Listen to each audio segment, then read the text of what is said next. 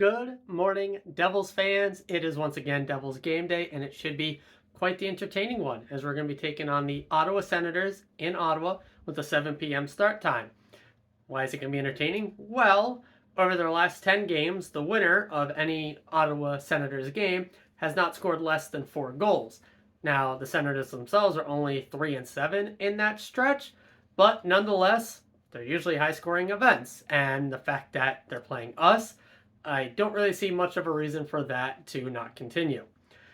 Yes, Vitek has had a better stretch of play, but still gives up the odd goal or two or three. Yes, Nico Dawes has been called up and he has played quite well in his brief amount of games he has had this year, but has also looked good pre-surgery. And then from the sounds of it himself, post-surgery, he's feeling and playing even much better than he was before. Who's going to get the start tonight? Well, Lindy Ruff is our coach, so we are not going to find out till almost game time. I could see it going either way, with Boston being tomorrow. Maybe you give Vitek that one instead of throwing Dawes to the Wolves there. But to be honest, Ottawa might have a bit more overall firepower compared to Boston, but obviously Boston has the higher echelon player there in Pasta. So let's dive into the Senators lineup a bit. Their top six, quite good. They cook. Their bottom six gets cooked. It's pretty straightforward. Yeah, that's the case for a lot of teams in the NHL, but some obviously there is variance there. The Ottawa Senators hold true to that fashion. Their top six, most of it is point per game, if not better, over the last couple of weeks here. So I think they've played 6 games in that time frame. I like looking at the last couple of weeks, as you can tell, just teams that are playing hot, not playing hot, etc., etc. So in those 6 games, we've got Brady Tkachuk at point per game, 3 goals, 3 assists. We've got Josh Norris over point per game, 5 goals, 2 assists. He did not have a goal in their most recent game, but he was goal per game in the 5 before that. Drake Batherson also over point per game with 5 goals, 3 assists. That's 8 points. Tim Stützle is 1 goal, 6 assists. And then from there, it does drop off. He got 4 assists for Jake Sanderson. Chikrin does have a goal and 6 assists over point per game. And Giroux only has 5 assists, no goals. Kind of rounding out their top players there. Beyond that, in net, it's very similar to us, where slightly different, where their starter is not playing the greatest, but he's not the worst either. But it's Korpisalo. He is below expected in saves, but it's not the most atrocious thing in the world, but it's not the best either. Their backup in Forsberg is atrocious, so if we somehow got Forsberg tonight, expect that goal count to go flying up, at least on our end, hopefully. But from an overall team play perspective, they do find themselves on the back foot more than they are on the front foot, but they're an opportunistic team, meaning they might give up more shots against than they have for. They might give up more shots attempts against than they have for, but they have a pretty decent shooting percentage overall, or at least they score above their expected amount so far through the season. Meaning, yeah, they don't get a lot of chances, but the few that they do get, they put in a better odds-on percentage of those into the net than you would expect. So special teams, what are we looking at there? Well, since Thanksgiving, which I kind of look at because as we know with our power play, we absolutely cooked to start the year, but while it's still putting up chances, it's not actually scoring, and I think that is good to look at. Most recent play, it's what matters more so. So since Thanksgiving at power plays, 5-on-4, because I don't think I specified that the last time. Technically, you can also have 4-on-3 power plays, 5-on-3 power plays. So this is specifically all these are 5-on-4.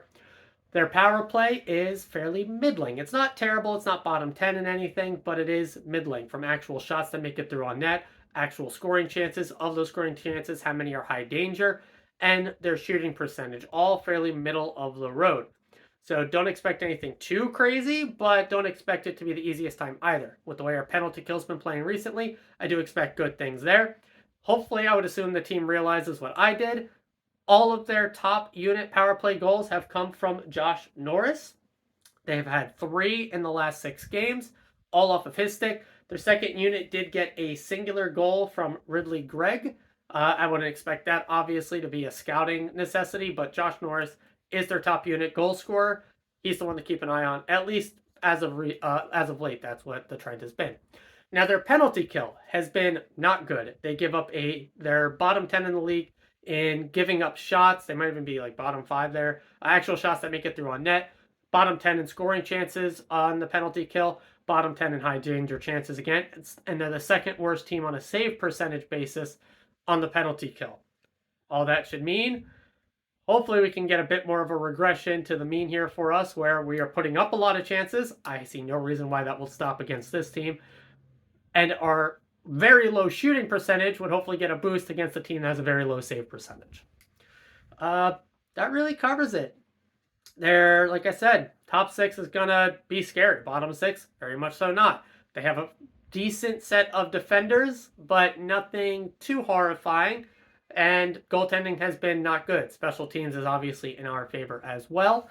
And that really is going to cover it. From our end, we got to get Timo to keep cooking like he has been.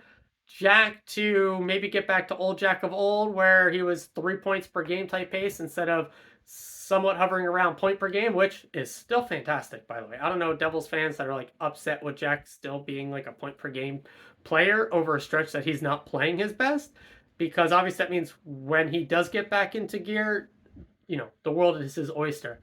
Brett and Nico back on the score sheets would be great. Luke and Nemec have continued to cook. I would assume they are going to do the same here. And yeah, we got to figure out that bottom line, really. Lazar was back at practice yesterday. He was practicing up on the Nico line with Holla. I would expect Holla to move back down because Palat did take a maintenance day. So I would expect Palat back with Nico.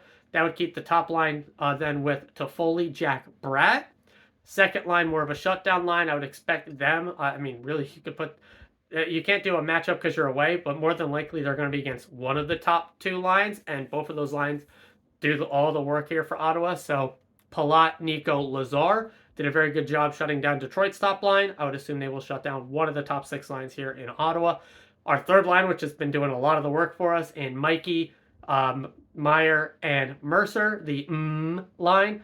And then the fourth line, presumptively, will be Lazar, not Lazar, sorry, Holla, Bastian, and Holtz. Didn't like it the last game. Probably I'm not going to like it this one, but I mean, I would switch Holtz up into the top 6 again, move Lazar down to the fourth line. The fourth line was atrocious last game. I think Lazar would do a good deal of work in pushing the puck in the right direction because he's been very good all year.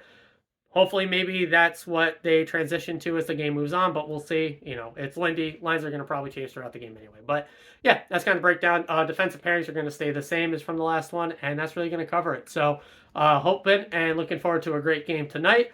React to it tomorrow, as well as previewing the Boston game, as of course, we're on another back-to-back, most in the league, and all that. So, I'll see you guys tomorrow morning as always, and forever. Let's go.